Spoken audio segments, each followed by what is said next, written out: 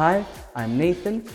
I am also a full-time apprentice at PwC Malta, where I can put my skills to the test with other experts from within the field. Thanks to PwC and MCAST, I feel reassured that my career path of development is well considered and going in the right path.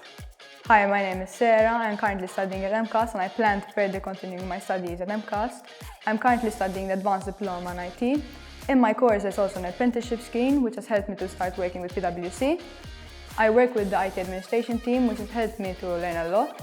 IT has been evolving and it's always changing. Kerstin Kramano.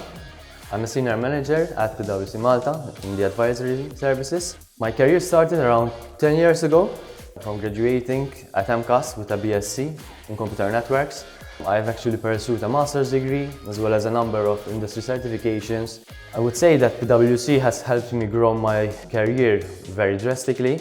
I feel that I've made a lot of connections with peers in the industry, with business leaders, with academic institutions. As well, also I have the opportunity to lead a dynamic team of cybersecurity specialists, so I get to mentor individuals and obviously push them to arrive to where I am today.